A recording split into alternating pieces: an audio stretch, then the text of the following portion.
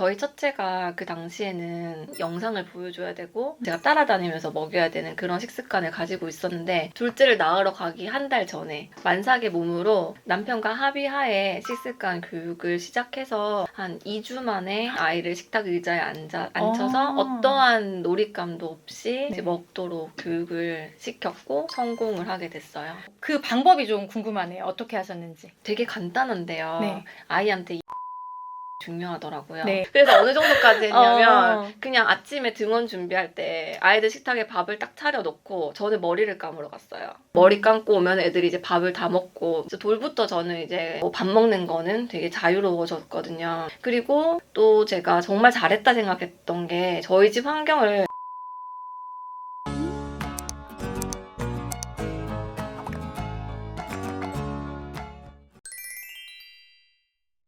그 책에 보면 어느 순간 내가 좀 양육 태도를 바꿔야겠어 이런 결심을 하신 것 같아요. 첫째 아이가 신발을 신겨달라고 네. 좀 짜증을 내더라고요. 그래서 제가 그 아기띠를 한 상태로 고개를 이렇게 숙여가지고 신발을 신는 걸 도와줬어요. 그런데 갑자기 둘째가 왈칵하고 토를 하는 거예요. 그래서 제 머리카락이랑 옷이랑 또 아이 옷이랑 다 토로 젖어버려서 다시 집에 들어와서 다시 씻고 옷 갈아입고 이렇게 했는데 그때 막 눈물이 났던 것 같아요. 그때 이제 첫째 아이가 28개월이나 됐는데 제가 다 해주고 키웠거든요. 하나부터 10까지 제 손을 거치지 않고는 아무것도 할 줄 아는 게 없었어서 약간 현타가 오더라고요. 내가 왜 얘 신발을 하나 신을 기회를 주지 않았나 이런 생각이 들면서 그때부터 스스로 할 기회를 주기 시작했어요. 내가 살기 위해서는 좀 아이가 스스로 할 수 있게끔 해줘야겠다 하고 시작한 일인데, 아이가 하는 거를 지켜보고 아이가 발전하는 과정을 보다 보니까 이게 엄마한테만 좋은 일이 아니라 아이한테도 너무 좋은 일이다 하는 생각이 들었어요. 네. 그래서 지금은 괜찮으신 거죠? 네, 지금은 너무 평화롭죠. 이게 너무 평화로울 나이는 아니거든요, 사실은. 그 노하우들이 궁금한데요. 식사에 대해서 좀 여쭤보고 싶어요. 그래서 둘째 태어난 직후의 식사 시간과 지금의 좀 차이가 있다면 이런 거 비교해서 설명해 주시면 좋겠습니다. 제가 사실은 둘째를 낳기 전부터 식습관 교육을 시작을 했어요. 왜냐면 저희 첫째가 그 당시에는 식탁 의자에 앉아서 먹기 위해서는 영상을 보여줘야 되고 제가 따라다니면서 먹여야 되는 그런 식습관을 가지고 있었는데, 제가 둘째를 낳고 이제 첫째를 따라다니면서 먹일 생각을 하니까 되게 까마득하더라고요. 네. 그래서 둘째를 낳으러 가기 한 달 전에 만삭의 몸으로 남편과 합의하에 식습관 교육을 시작해서 한 2주 만에 2주 만에요? 2주 만에 아이를 식탁 의자에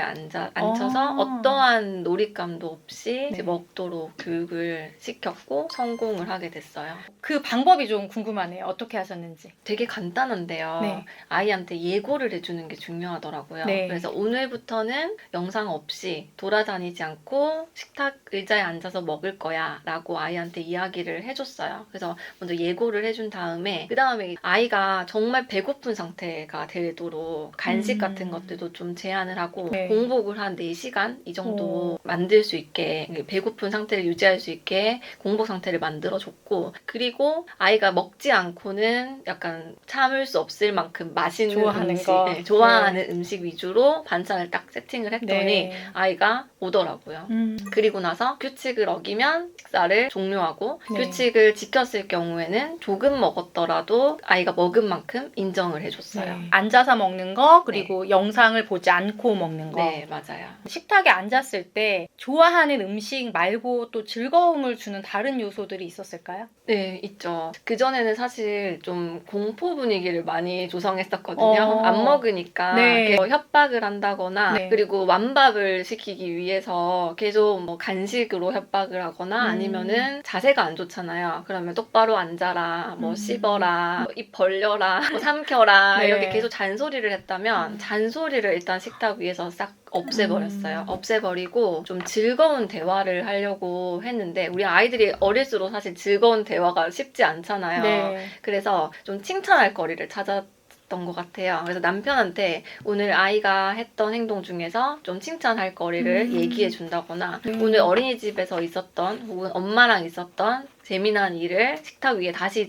들고 와서 나눠 봤어요. 먹으면서 귀가 열리게. 네네. 그렇게 하니까 이제 자기 칭찬을 하니까 아이도 한마디 더 거들려고 하고 그러면서 티키타카가 되면서 대화가 되더라고요. 네. 근데 또 좋아하는 음식까지 이렇게 네. 있으니까 맞아요. 배도 고프고 맞아요. 먹을 수밖에 없는 그런 상황을 잘 만들어 주셨네요. 외출 안 하셨나요? 외식. 외식을 했을 때도 마찬가지로 했어요. 이렇게 지금 말씀하신 것만 지키는 것도 쉽지가 않잖아요. 네, 그래서 그것만 지켜보셔도 식사 시간에 많은 변화가 있을 거라고 생각이 들고 책을 읽으면서 되게 공감 갔던 게 부모가 먹는 것에 집착할수록 아이는 더 멀어진다라는 구절이 있어요. 친정어머니께서 엘리베이터까지 나와서 숟가락으로 떠먹여 주셨다고 굉장히 컸을 때 같은데 네네. 그때 어떤 감정을 느끼셨는지 궁금하거든요.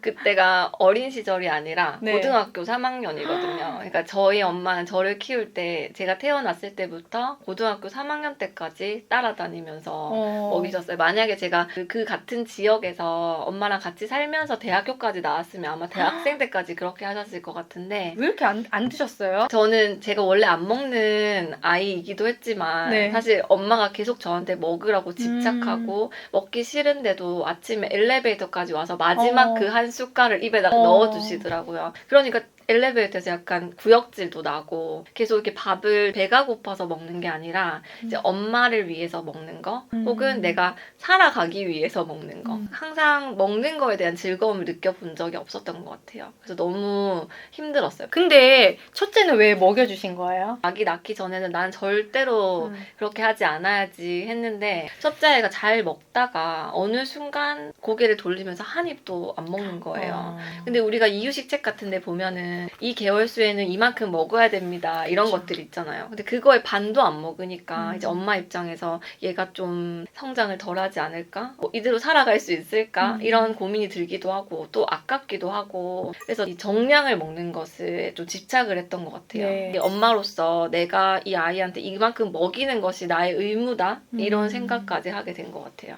네. 아이가 규칙을 지키지 않았을 때는 이제 식탁을 정리해야 된다는 얘기가 나와요. 네. 규칙을 지키지 않으면 식탁을 정리한다고 하셨는데 한 번 정리하면은 밥을 주면 안 되는 걸까요? 그 식탁을 정리한다는 의미가 정말 여기서 끝내라 이런 얘기보다는 규칙을 지킬 준비가 될 때까지 기다려줘라 이런 네. 의미에 가깝거든요. 네. 밥을 먹다가 내려가면은 식탁을 정리하시면 돼요. 근데 만약에 아이가 규칙을 지키겠다고 다시 밥을 달라고 한다면 두세 번 정도는 기회를 주셔도 되거든요. 근데 그런 것들이 너무 반복이 될 경우에는 식사를 종료하시는 게 맞아요. 근데 이제 시간이 한 1시간에서 2시간 정도 지나고 나서 아이가 또 밥을 먹고 싶어 한다면 이제 어느 정도 시간이 흘렀기 때문에 아이도 마음의 준비가 또 됐고 그래서 다시 규칙을 이야기해주고 다시 앉혔을 때 제대로 먹는다면 다시 차려주셔도 괜찮아요. 그러니까 아이가 먹고 싶어 하는데도 일관성 때문에 안 주시는 부모님들이 계시더라고요. 근데 그건 아니라는 네. 말씀이시죠. 맞아요. 두 아이 이상 키우다 보면 아이들 간의 일관성도 중요하잖아요. 아이들마다 근데 기질도 다르고 좋아하는 것도 다르고 다 연령도 다른데 이 두 아이를 일관되게 양육하는 게 가능할까요? 저는 가능하다고 생각을 하는데요. 아이 둘을 키우는데 네. 공평한 규칙이 아이들 육아의 해답이 되더라고요. 저희 집에는 공평한 규칙이 한 2-3가지가 있는데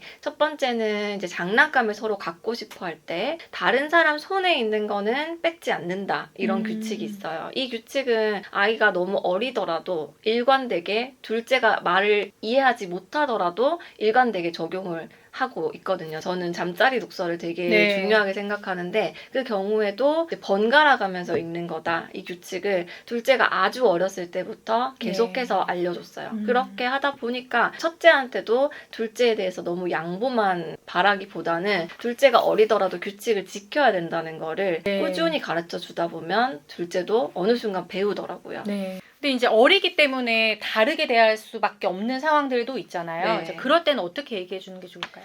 발달 과정에서 오는 차이는 조금 아이들한테 알려주셔야 되거든요. 네. 예를 들어서 둘째 아이는 엄마가 옷을 입혀주는데 첫째 아이는 옷을 입혀주지 않는 경우 네. 그리고 둘째 아이는 어떤 형이 먹는 과자를 먹고 싶은데 이 아이는 떡밥만 먹어야 되는 그쵸. 경우 그런 경우에 이제 공평하지 않다고 생각을 해요. 아이들이 그런 경우에는 이제 아이들한테 이야기를 해주는 해주는 거죠. 너도 어렸을 때, 둘째처럼 어렸을 때는 엄마가 옷을 입혀줬었어. 그리고 둘째도 지금처럼 열심히 연습을 하다 보면 네 나이가 됐을 때 너처럼 혼자 입을 수 있게 될 거야. 둘째 아이한테도 3살은 이걸 먹을 수 있고 5살은 이걸 먹을 수 있어. 너도 5살 되면 먹을 수 있어. 이렇게 이야기를 해주니 아이들이 좀 억울해하지 않고 또 엄마의 사랑을 의심하지 않게 되더라고요. 엄마가 일관된 연령의 기준을 아이한테 계속 반복해서 알려주시는 맞아요. 거네요. 네. 아이들이 사이가 좋아도 사실 싸우는 상황이 생길 수밖에 없고 크게 싸우지 않더라도 형은 뭐 하지? 동생은 왜 저걸 하고 있지? 이제 이런 생각이 들 수밖에 없는데 그 과정에서 부모님이 실수하지 않게끔 이렇게 조언을 해주시고 있어요. 둘째에게 열등감을 심어주는 말, 첫째에게 희생을 강조하는 말 하지 말자고 말씀을 하셨어요. 둘째한테 너는 아직 아기니까 이런 거 못해. 형아 줘. 이제 첫째 아이 좀 기분을 좋게 해주려고 엄마들이 가끔씩 동생은 이런 것도 못하는데 너는 혼자서 많아요. 너무 잘하네. 약간 동생을 무시하는 발언을 하세요. 사실 둘째도 다 듣고 있거든요. 그렇죠. 둘째 아이도 열등감을 가질 수가 있고 그리고 첫째 아이도 동생은 나보다 좀 열등한 존재구나. 그리고 나보다 좀 못하는 존재구나. 나도 그러면 무시해야지 하면서 엄마의 말을 그대로 따라하게 되더라고요. 네. 그래서 그 말은 정말 조심을 해주는 게 중요한 것 같아요. 네. 첫째한테도 좀 하지 말아야 될 말이 있을까요? 형이 그렇게 하면 안 되지. 동생이 보고 배우잖아. 엄마 올 때까지 동생 위험한 거 못하게 보고 있어. 이런 말들은 자칫하면 첫째에게 모범과 또 책임과 희생을 강요하는 말이 될 수 있어요. 첫째도 사실은 아직 아기거든요. 자기도 장난 좀 치고 싶고 또 엄마한테 어리광도 피우고 싶고 또 엄마 사랑을 좀 느끼고 싶고 이런 아이인데 동생이 생겼다는 이유로 강요하는 말이 될 수 있어요. 네. 산후조리원 갔다 집에 갔는데 갑자기 우주가 엄청 큰 아이처럼 보였다고 네네. 얘기하셨잖아요. 그걸 언제 느꼈냐면 산후조리원에 있는데 아기가 태어났잖아요. 남편이 갑자기 얼굴이 막 너무 커 보이고 이게 무슨 감정인지 이 이랬는데 사랑이 여기서 여기로 이제 옮겨가는 과정이었나 봐요. 정말 그게 저는 시각적으로 느껴졌거든요. 근데 뭔가 약간 부부 중심에서 자녀로 이제 중심이 옮겨갔던 것 같은 사건 맞아요, 같은 맞아요. 거라고 생각을 하는데 첫째 둘 다 똑같이 사랑하고 지금 맛있는 거 먹으면 둘째 생각 안 나요. 첫째 생각 나요. 좋은 거 와도 첫째 생각이 나는데 그냥 집에 가서 보면 둘째가 그렇게 예뻐요.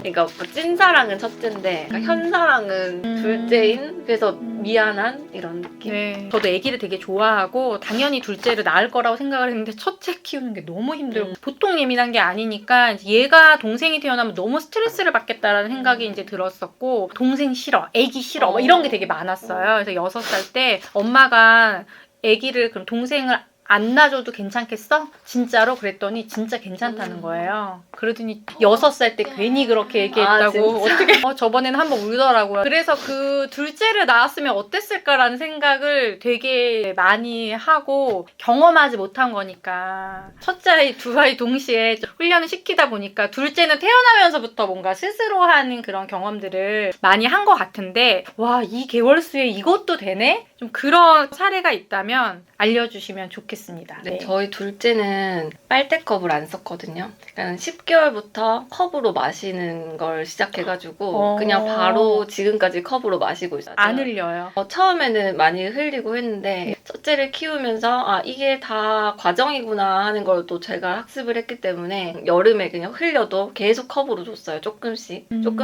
물을 받아가지고 주니까 한 12개월쯤 되니까 정말 자기 혼자 잘 먹고 그 밥 먹는 것도 10개월부터 이제 숟가락질 연습을 시켰거든요. 네. 제발 빨리 혼자 먹어라 이런 마음으로. 그랬더니 이 아이도 혼자 하는데 익숙해지다 보니까 돌이 되니까 자기 혼자서 밥을 먹는 거예요. 그래요? 네. 그래서 어느 정도까지 했냐면 그냥 아침에 등원 준비할 때 아이들 식탁에 밥을 딱 차려놓고 저는 머리를 감으러 갔어요. 머리 감고 오면 애들이 이제 밥을 다 먹고 막 엉망진창으로 먹어놨지만 어쨌든 스스로 먹을 만큼 다 먹을 수 있게 됐고 그래서 돌부터 저는 이제 밥 먹는 거는 되게 자유로워졌거든요. 그리고 또 제가 정말 잘했다 생각했던 게 저희 집 환경을 약간 어린이집처럼 바꿨어요. 현관에 발자국 스티커를 붙여가지고 자기가 오면은 바로 신발 정리하게. 집에 들어오자마자 바구니를 놔둬서 거기다 옷을 벗어가지고 놔두고. 이름표 막 이런 것처럼.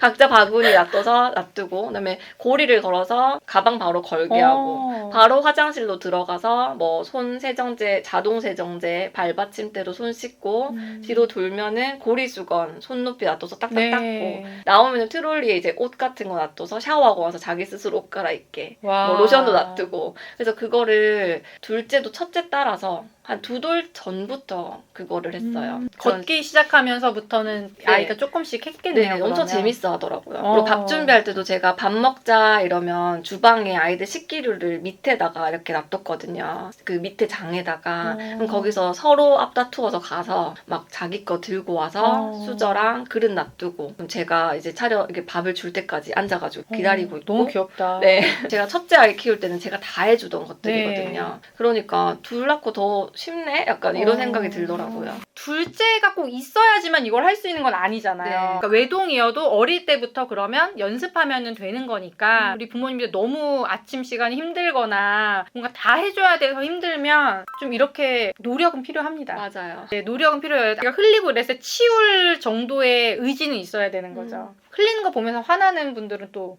하기 힘들죠. 못 하잖아요. 근데 그 시기가 그렇게 길지 않아요. 그것만 좀 견디면 그 다음부터는 너무 수월해지더라고요. 밥을 이렇게 유아식을 먹은 건 아니죠, 그때는? 이유식? 유아식을 먹은 거죠. 볼 유아식을 때. 한 10개월부터 먹었어요. 그러니까 이유식 거부가 와가지고 그때부터 이제 유아식을 조금 빨리. 네, 먹기 시작했어요. 인생 3회차 같은 느낌이. 지금 그럼 이제 기관에서는 어떤 아이인가요? 기관에서 그러니까 엄청 선생님들을 편하게 해주는 그러니까 선생님들이 신기해하는 네. 아이예요. 밥도 너무 스스로 잘 먹고 막 2그릇씩 먹고 좀 기질은 좀 다른가요? 첫째, 둘째가? 예, 기질이 다른 것도 있는데 그런데도 제가 사실 둘째만 교육한 게 아니라 첫째도 교육을 그쵸. 했잖아요. 그러니까 이게 기질에 큰 상관이 없이 자조 능력 같은 경우에는 이게 연습을 하면은 할 수 있게 되는 거예요. 네. 꼭 우리 아이들 첫째 몰입되어 있는 우리 부모님들 힘든 거 하나씩 한번 연습해 보시면 좋을 것 같습니다. 그럼 만약에 우리 작가님은 은하가 없고 우주만 외동으로 키웠다면 이 육아에 변화가 있었을지 어땠을 것 같으세요? 너무 달랐을 것 같거든요. 첫째 아이 우주를 키울 때 저는 거의 제 삶은 없고 오직 이 아이를 위한